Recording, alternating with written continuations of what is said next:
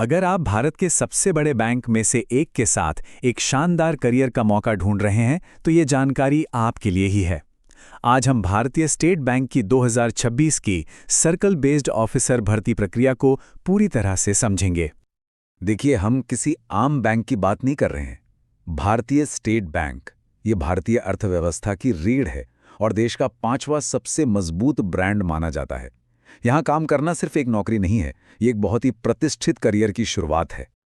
और अब आपके पास इस प्रतिष्ठित संस्थान का हिस्सा बनने का एक शानदार मौका है। एसबीआई ने अपने सर्कल बेस्ड ऑफिसर पदों के लिए भर्ती की घोषणा कर दी है। तो ये ऑफिसर लेवल का पद आखिर है क्या, और कौन सी जरूरी तारीखें हैं जिनका आपको खास ध्यान रखना होगा? चलिए पता करते हैं। इस रोल की सबसे खास बात है इसका भौगोलिक फोकस। मतलब आपको उसी सर्कल में पोस्टिंग मिलेगी जिसके लिए आप अप्लाई करेंगे, और आपको कम से कम 12 साल तक वहीं रहना होगा। तो ये एक लंबी अवधि की प्रतिबद्धता है। यहाँ टाइमलाइन पर ध्यान देना बहुत जरूरी है। एप्लीकेशन की पूरी प्रक्रिया 3 हफ्तों से भी कम की है। इसका सीधा मतलब है कि फैसला जल्दी और सोच समझ कर लेना होगा। अब आता है सबसे अहम सवाल, क्या आप इस रोल के लिए सही उम्मीदवार हैं? चलिए उन योग्यताओं पर एक नज़र डालते हैं जो एसबीआई को चाहिए।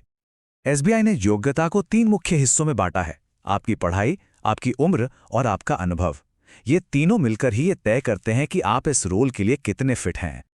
यहाँ एक बहुत ज़रूरी बात समझने वाली है। आपका जो एक्सपीरियंस है वो एक ऑफिसर के तौर पर होना चाहिए, ना कि क्लरिकल स्टाफ के रूप में। ये इस पद की सीनियरिटी को दिखाता है। अच्छा, अगर आप किसी प्राइवेट या नॉन पीएसबी बैंक से आ रहे हैं तो ये पॉइंट आपके लिए काफ़ी महत्वपूर्ण है। आपकी मिनिमम एनुअल इनकम एक तय सीमा से ज़्यादा होनी चाहिए, जो इस पद से जुड़ी जिम्मेदारियों के लेवल को दर्शाती है। हाँ, और जैसा कि सरकारी नियमों में होता है, अलग अलग आरक्षित श्रेणियों के उम्मीदवारों के लिए ऊपरी आयु सीमा में छूट का प्रावधान है। इससे से ज़्यादा उम्मीदवारों को अप्लाई करने का मौका मिलता है। अब आते हैं उस सवाल पर जो सबके मन में होगा, इन उच्च मानकों को पूरा करने पर मिलेगा क्या? तो आपका फाइनेंशियल सफर एक मजबूत बेसिक पे के साथ शुरू होता है, और इससे भी बेहतर बात यह है कि आपको शुरुआत से ही 2 एडवांस इंक्रीमेंट मिलते हैं, जो कि एक शानदार हेड स्टार्ट है। लेकिन कहानी यहीं खत्म नहीं होती। बेसिक पे के अलावा आपको महंगाई भत्ता, मकान किराया भत्ता और मेडिकल सुविधा जैसे कई लाभ मिलते हैं, जो आपके टोटल कॉम्पनसेशन को काफ़ी आकर्षक बना देते हैं। तो सिलेक्शन होता कैसे है? इसके लिए मूल्यांकन के 4 अलग अलग चरण हैं, यानी एक मल्टी स्टेज प्रोसेस है। ये जो 4 स्टेप्स का प्रोसेस है, इससे एसबीआई ये सुनिश्चित करता है कि उन्हें सबसे योग्य उम्मीदवार ही मिले।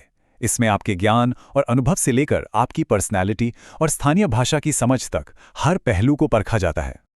ऑनलाइन परीक्षा ये सिलेक्शन प्रोसेस की पहली और सबसे बड़ी बाधा है। इसमें 4 ऑब्जेक्टिव सेक्शन के साथ साथ 50 नंबरों का एक डिस्क्रिप्टिव पेपर भी है, जो आपकी लिखने और कम्युनिकेट करने की क्षमता का टेस्ट लेगा। और जब फाइनल मेरिट लिस्ट बनेगी तो ऑनलाइन परीक्षा के नंबरों को इंटरव्यू की तुलना में 3 गुना ज़्यादा वेटेज दिया जाएगा।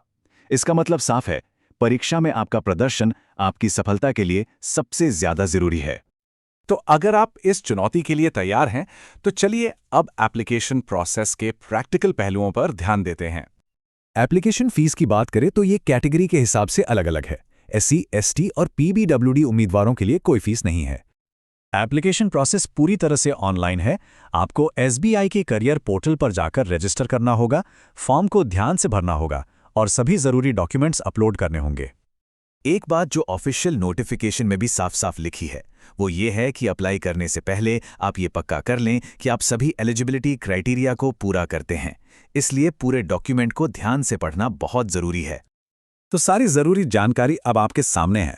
अब आखिरी सवाल बस यही है, क्या भारतीय स्टेट बैंक के साथ ये अवसर आपके करियर का अगला सही कदम है?